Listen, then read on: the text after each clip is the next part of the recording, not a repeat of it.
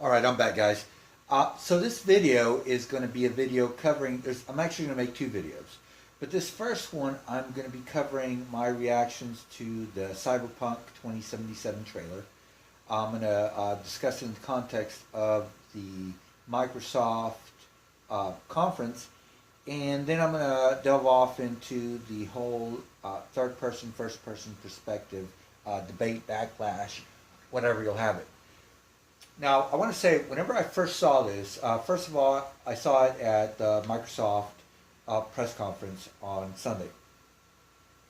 And I was very surprised, even though I knew it had to be shown sometime because of all the hype and hints that CD Projekt Red had been throwing around.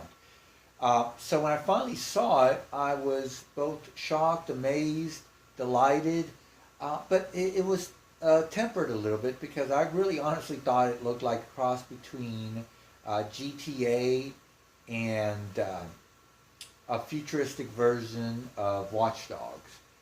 I thought to myself, but maybe some flying cars. Come to find out later that flying cars may or may not make it initially to this game due to the scale and scope of the endeavor. The city is so dense and it's so the verticality is so great that I'm not sure that they'll be able to do that within the confines of 8th gen titles or 8th gen consoles, I should say, like the Xbox One X or the PlayStation 4 Pro, let alone the PlayStation 4 base and the Xbox One base models. Now, there is a possibility, I suppose, that given the increase of scale and scope in the capacity of next-gen hardware, like PlayStation 5 or the next Xbox, that flying cars may make it in. So that's one aspect of it. But from what I saw, the game shows an incredible amount of promise. And it really makes you want to explore it. It beckons you to come in and take part in the environment and in the adventure. And when I look at a city like that, I think to myself, this is a game I'm going to be playing for 1,000 hours. And I played Origins for a good long time, and we're looking at about maybe 480. And The Witcher, with all the expansions and the multiple playthroughs, I think I clocked in at right around 650, 680 hours for The Witcher 3. So needless to say, I like to spend time in video games if I really, really like them. The one thing that I think I found heartbreaking, a lot of people found heartbreaking as well, was the revelation that it was going to be controllable only in first person.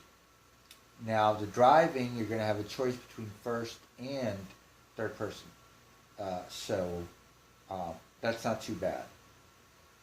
Now, I want to make sure that first of all, I convey disappointment as legitimate and authentic. I legitimately am and authentically am disappointed, greatly disappointed, that Cyberpunk 2077 isn't going to be, as far as an option, in third person. I really like to explore a game in third person. I like to live in it. I like to persist in it. I like to see my character with the loadout that I've got, explore the world as I have that character, whether it's a male or female, loaded up, whether it's Tomb Raider or The Last of Us or Uncharted Lost Legacy or The Witcher or Assassin's Creed, any number of games. My very favorite, are in third person. It's the way I like to explore my environment. Does that mean that there's no first-person experience that I'll enjoy? Absolutely not. I've actually played around with Grand Theft Auto 5 for a little bit and explored first-person options. And I've got to say, that's pretty neat, being able to play a game, not just in third person, but also in first person, being able to toggle between depending on what you find most convenient. I think that is really the ideal situation. I can tell you a story about a game called Breakdown. where there's some kind of a virus or pathogen that takes over humanity, and you have to run around and save it. You're like a special forces kind of guy who has partial amnesia or something. You've got a female sidekick, and you're in a paramilitary organization or whatnot. And I remember being able to climb up ladders and seeing my hands climbing up the ladders, or going into a vending machine and getting a soda from the vending machine and popping the top. And I'm not sure if I popped the top or not. I might be embellishing on the memory. But definitely seeing myself in first person drinking it. And I thought to myself, this is so immersive. This is a really good way of taking the first person experience and taking it to that next level. And I thought, oh, all games have to do this. Well, I quit playing video games for about 10 years, came back to them, and technology had changed. And third person, I noticed, was where I was gravitating more and more because of the quality of the 3D models was so much greater. The texture, the articulation of the clothing.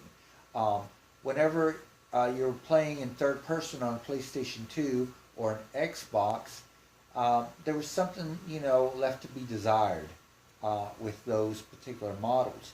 And so with a first-person game, I guess it was a toss-up as to which you would prefer. Also being much younger, that was in my late 20s, whenever those powerful consoles came out, I enjoyed first-person. I remember playing Halo, thinking nothing of it, playing in first-person. I play Halo 5 now, which is 4K. I'm not sure if it's 60. I think it's 60. I think it's, Gears of War 4 that is 30 frames a second. But Halo 5, I believe, is 4K native solid 60 frames a second. I played that game for about 3 or 4 hours, maybe 5 at the most. I played a couple of missions, it felt like. And I completely lost interest. I just wasn't invested. The world wasn't open, and it seemed like I couldn't really relate to being the Master Chief because I couldn't really see him. So I know you see things in the cutscenes and whatnot, but that's just not the same. I've got Gears of War, which is a third person, but I haven't really gotten into that. And then I've gotten into, Killzone Shadowfall. Played that game for like maybe 15 hours. Got halfway through the game and just got bored with it, frustrated with the controls, and just quit playing it. Another game, Far Cry 4, great story, open world, awesome, just awesome cinematics and whatnot, but I can't appreciate it because it doesn't give me the option to do the third person, so I can't really explore that world and experience it in the way that I want to. Another game, Titanfall 2, which was heartbreaking for me when I realized it was a bro shooter. Gameplay started getting really repetitive really soon, soldiered on through, and then realized this game is never going to be what I want it to be because it's a linear first-person shooter. So having said that, you can realize then that the games I like, the games that I play, are truly and authentically third-person games.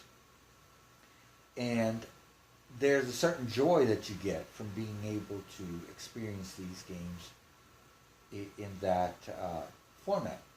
Now, having said that, I can fully appreciate the fact that CD Projekt Red is potentially pulling a breakdown on us. In other words, it's going to take, within this generation or trans generation, it's going to take first-person shooters to the next level.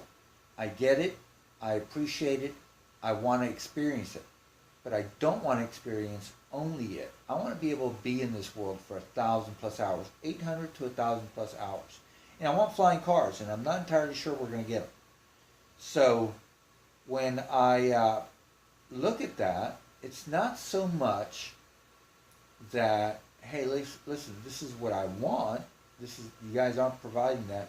This is what I want. Could you please do it?